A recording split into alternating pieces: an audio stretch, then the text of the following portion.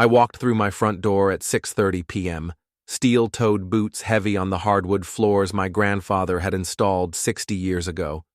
12 hours running electrical in a Back Bay renovation, and all I wanted was a cold beer and some quiet. Instead, I found Danny "Tank" O'Brien sitting at my kitchen table like he owned the place. His perfectly sculpted frame filled my grandfather's chair, designer sneakers propped up on the table where I ate breakfast every morning. In his manicured hand sat my last bottle of Samuel Adams Triple Bock, the expensive stuff I'd been saving. "Hope you don't mind, sport," Danny said, flashing that Hollywood smile. Lisa said, "Make myself at home." The kitchen went quiet, except for the hum of my ancient refrigerator. I could smell his cologne mixing with the scent of the leftover meatball sub I'd planned to heat up for dinner. Could smell something else, too, the cheap arrogance that money can't buy but sure tries to fake. "Jake," Lisa called from the living room, her voice carrying that tone I'd grown to hate over the past 6 months. "Danny's staying for dinner. You'll need to get used to him being around." She appeared in the doorway, all 5'6" of California transplant wrapped in yoga pants that cost more than my daily wage. Her blonde highlights caught the kitchen light, and for a second I remembered why I'd fallen for her 3 years ago when she'd first moved to Boston. That was before I knew what she really was. Get used to him? I set down my tool bag carefully, keeping my voice level. "In my house?" Danny chuckled, taking another sip of my beer. "Easy there, buddy. Lisa and I have history. We're not going anywhere." I noticed his gym bag then, sitting by the basement door like he was planning to move in. The sight of it sent electricity through my chest. Not the good kind that powered the city, but the kind that shorts out circuits and starts fires. "Danny will be visiting regularly now," Lisa announced, settling into the chair across from her ex-boyfriend like this was the most natural thing in the world. "It's time you grew up and accepted it." Danny's eyes swept over my work clothes, the dust on my jeans, the calluses on my hands. "Must be rough, working with your hands all day. Very blue collar." He said it like it was a disease. "Someone's got to keep the lights on," I replied, watching him take another drink of my beer. "Speaking of which, you planning to pay for that?" "Danny's my guest," Lisa snapped. "Act like a grown-up." I opened the refrigerator looking for something to eat and found it nearly empty. "Where's my leftover sub?" "Oh, Danny was hungry when he got here," Lisa said without looking up from her phone. "I told him help himself." The silence stretched between us like a live wire. Danny smiled wider, knowing exactly what he was doing. This wasn't about Lisa or history or any of that garbage. This was about territory. About showing me who was in charge in my own home. "Bathroom's upstairs if you need to wash up," Danny said to me, like I was the visitor. "Already used your shower myself. Nice water pressure." That's when I noticed his hair was damp. I excused myself, walking upstairs to the bedroom I'd shared with Lisa for 2 years. The room smelled like Danny's cologne. On the dresser sat his phone, and through the crack in the bathroom door, I could see his clothes hanging in my closet. Not just visiting, moving in. I pulled out my own phone and did what any electrician would do when faced with a problem. I started planning the wiring. Saturday morning, I was supposed to sleep in. Instead, I was in my basement workshop at 6 a.m., installing wireless cameras throughout the first floor. 40 years of electrical work ran in my family. My grandfather had wired half of South Boston, and he'd taught me that knowledge was power, literally and figuratively. The cameras were small, professional grade, the kind I installed in businesses all over the city. I hardwired them into my house's electrical system, completely invisible unless you knew exactly where to look, which Danny didn't. By noon, I had 5 cameras running: kitchen, living room, front hallway, and 2 angles on the dining room, all feeding to a laptop in my locked basement workshop, recording everything to a secure cloud server. Lisa had left for work at the salon, and Danny was already making himself at home. I watched through the kitchen window as he pulled into my driveway, parking his leased BMW like he owned the spot where I parked my work truck every night. He used his own key to get in. Lisa had given him a key to my house. I sat in my truck across the street, watching the live feed on my phone as Danny walked through my kitchen, opened my refrigerator, and helped himself to a beer. Then he opened my mail, went through papers on my counter, started photographing documents from my desk. This wasn't about romance. This was intelligence gathering. My phone buzzed with a text from Lisa. "Working late tonight. Don't wait up." Through the camera, I watched Danny make a phone call in my living room, feet up on my coffee table. "Don't worry about it," he was saying to whoever was on the other end. "This guy won't be a problem much longer." Sunday afternoon, I was replacing outlets in Mrs. Castellano's kitchen when she started talking.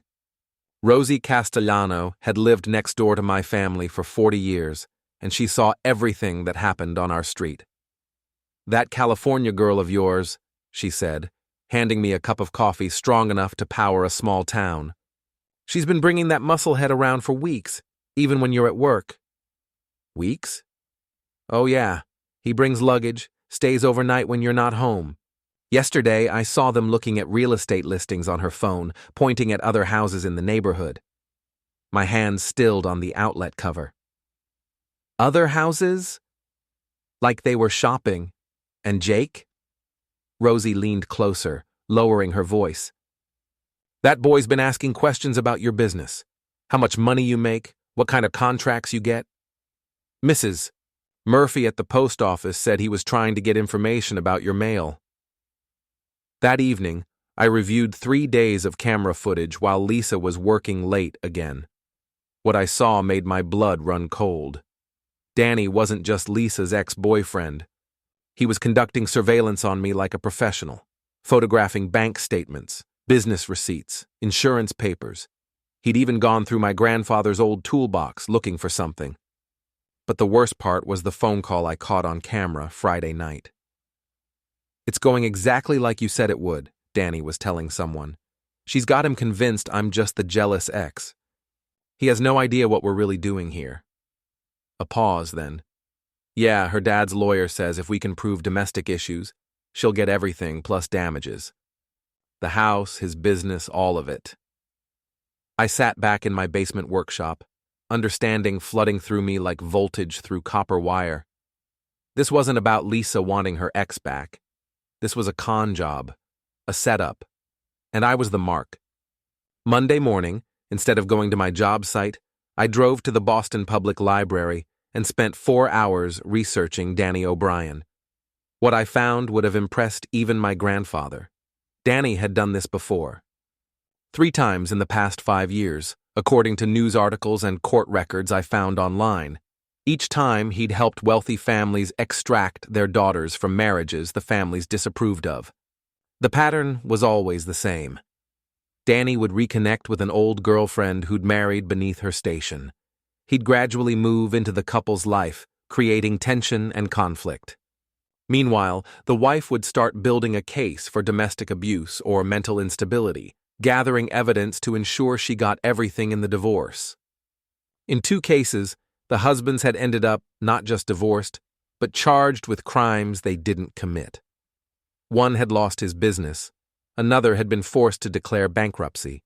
The third husband had fought back and won, but only after 2 years of legal battles that destroyed his life anyway. Danny was a professional. This was his job. I drove home and found him in my basement, going through my toolboxes while Lisa was at work. He didn't hear me come down the stairs, too focused on searching for something he thought I'd hidden down there. "Lose something?" I asked. He spun around, guilty as hell, but recovered quickly. "Just looking for a screwdriver. Lisa said you wouldn't mind." "Screwdriver's in the kitchen drawer where it's always been." "Right. Sorry, sport. Still getting used to the layout?" He brushed past me, heading upstairs, but I could see the frustration in his eyes.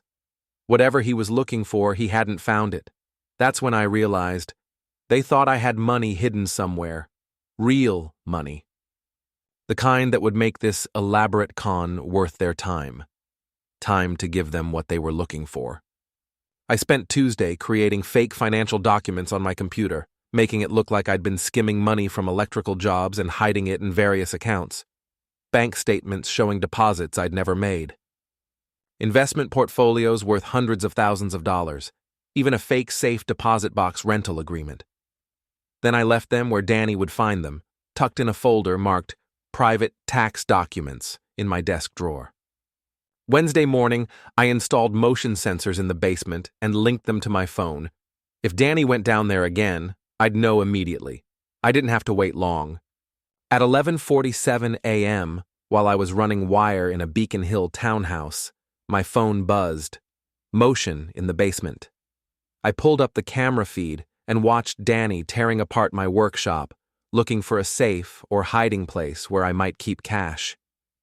What he found instead were more fake documents, these ones suggesting I had nearly $200,000 in cash hidden somewhere in the house. By Thursday, Lisa's behavior had changed completely. She started acting nervous around me, jumpy when I came home from work. She'd started moving her clothes out of our bedroom, claiming she needed space to think. She was building her narrative. The frightened wife, afraid of her increasingly unstable husband. Friday evening, she played her first real card. "Jake, we need to talk," she said as I walked into the kitchen. Danny was there too, of course, sitting at my table like always. "I've been thinking," she continued, "and I don't feel safe here anymore. Your temper has been getting worse, and Danny's noticed it too." "My temper?" "The way you look at us, the anger. Danny thinks you might need professional help." I looked at Danny, who was watching me with the satisfaction of a man who thought his plan was working perfectly. "What kind of help?" I asked. "Anger management," Lisa said. "Or maybe a break from the house. Just until you get yourself sorted out." There it was. Step one of pushing me out of my own home. And if I don't want to leave? Lisa and Danny exchanged a look, and I saw something cold pass between them. "Then we might have to explore other options," Danny said quietly. Saturday night, Lisa filed a police report claiming I'd threatened her during an argument. She had witnesses, Danny, of course, and two of his friends who conveniently happened to be visiting. What she didn't know was that I had video of the entire evening. There had been no argument, no threats, no raised voices. She'd made the whole thing up, practicing her lines in the mirror while she thought I was in the garage. Sunday morning, 2 officers knocked on my door. I invited them in, served them coffee, and explained that my wife had been acting strangely lately. I mentioned her ex-boyfriend moving in, the odd phone calls, the way they'd been going through my personal documents. I showed them the camera footage. Officer Martinez, a guy I'd done electrical work for 2 years earlier, watched the video of Lisa rehearsing her story, then looked at the police report she'd filed. "Mr. Morrison," he said carefully, "you might want to get yourself a lawyer." But I had a better idea. That afternoon, I called my cousin Tommy, who ran a demolition company in Southie. Tommy had friends who specialized in collections. Not the kind of collections that banks do, but the kind that people like Danny's gambling buddies were interested in. "You want me to do what?" Tommy asked after I'd explained the situation. "I want you to spread the word that Danny O'Brien owes some very serious people $50,000, and he's been bragging around Boston that he's about to come into a lot of money." "Jake, it's not illegal to spread gossip, Tommy. And it's not my fault if certain people might be interested in collecting debts owed to them." By Monday morning, Danny's BMW had been visited by someone who'd left scratches in the paint and a note under the windshipper that said, "We know where to find you." That evening, Danny was jumpy as hell, checking the windows every few minutes and asking Lisa if she'd noticed anyone following them. Tuesday morning, 3 large men in expensive suits knocked on my door while Lisa and Danny were inside. I watched through the cameras as Danny went pale, rushing to the back of the house while Lisa answered the door. "We're looking for Daniel O'Brien," one of them said politely. "We understand he's been staying here." "I don't know anyone by that name," Lisa lied.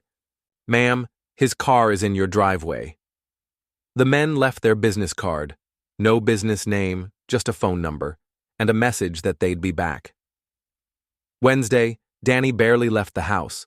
Every car that drove down our street made him nervous. Every knock on the door sent him into a panic, but he was still determined to see his plan through. If anything, the pressure was making him more desperate, more willing to take risks. Thursday evening, that desperation finally made him careless. I came home Thursday night to find Lisa crying in the kitchen, holding a bag of frozen peas against her cheek. Danny was pacing by the window, agitated and sweating despite the cool October air. "What happened?" I asked. "You happened," Danny snapped, whirling around to face me. "This is all your fault." "My fault? Those men, the threats, the harassment, you did this." I looked at Lisa, who was playing the victim perfectly, tears streaming down her face.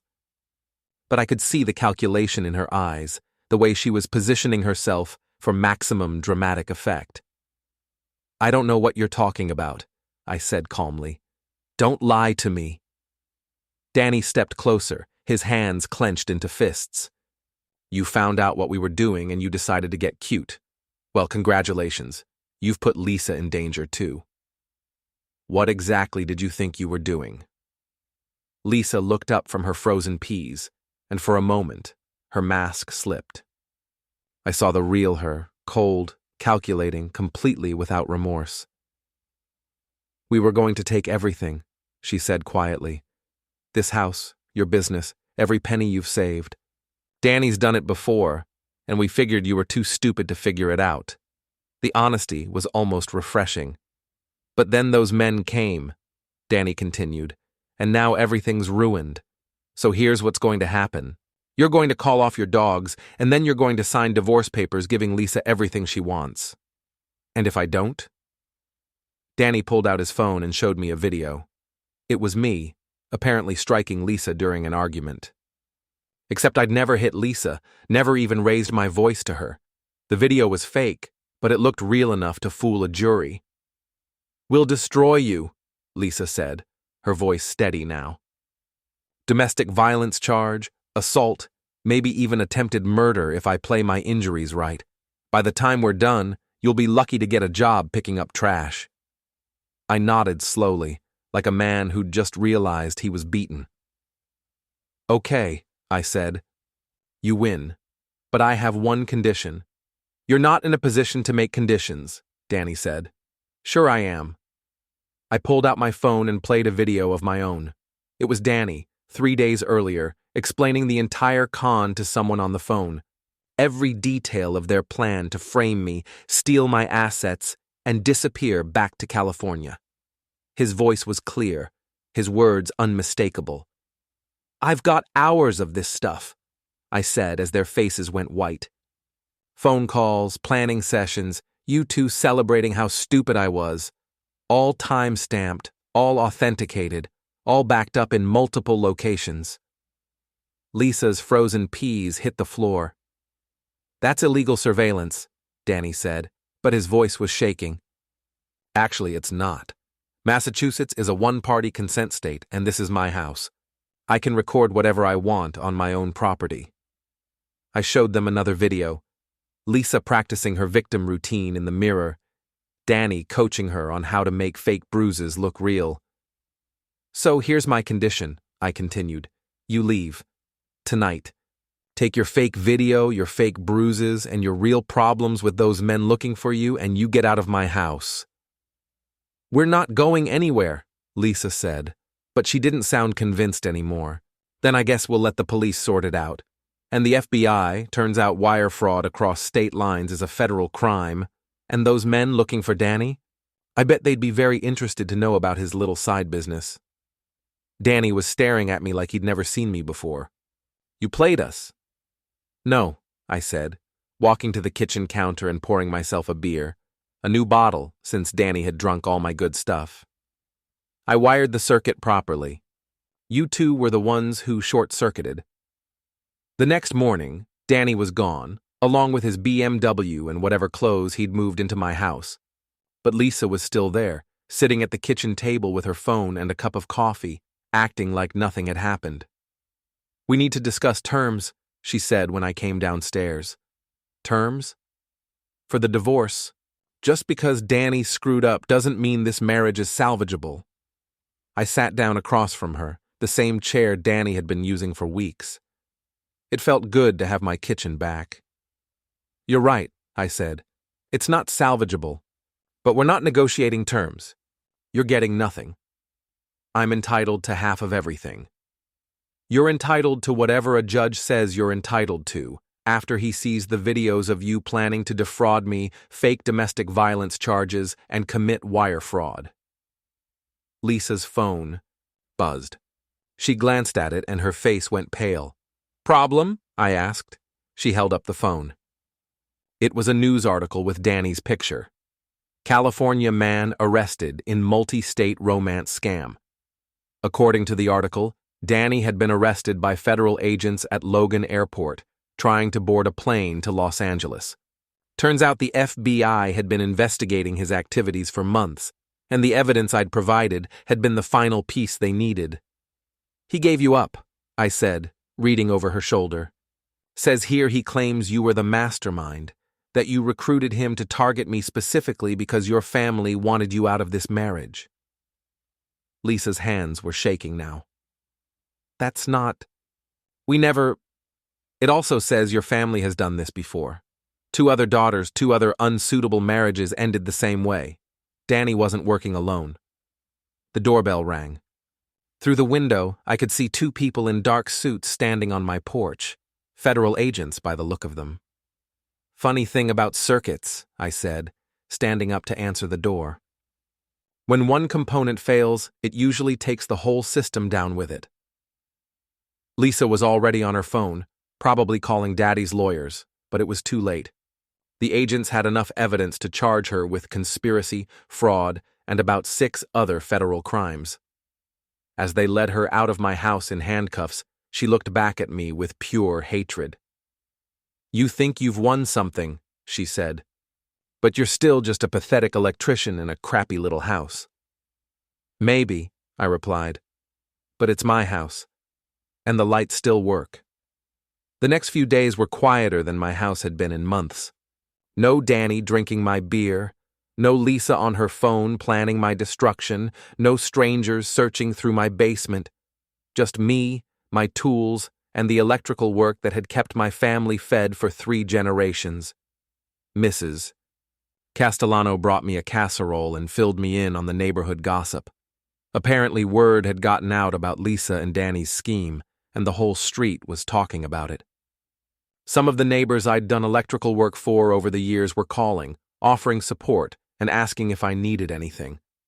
Tommy stopped by Wednesday evening with a 6-pack of Samuel Adams and an update on Danny's situation. "Turns out those guys looking for him weren't just debt collectors," he said, settling into the kitchen chair that was finally mine again. "Danny owed money to some very serious people in Vegas. The kind of people who don't take 'I'll pay you back next week' for an answer." "What happened to him?" "FBI's got him in protective custody while they work out a plea deal. Word is he's going to testify against Lisa's family and their whole operation. Apparently they've been running this scam for years." I opened 2 beers and handed Tommy one. It tasted better than any beer I'd had in months. "So what now?" Tommy asked. "Now I fix what they broke and move on." Thursday, I got a call from a reporter at the Boston Globe who wanted to interview me about the case. I politely declined. Friday, a producer from a local TV station called with the same request. I hung up on her. This wasn't a story I wanted to tell.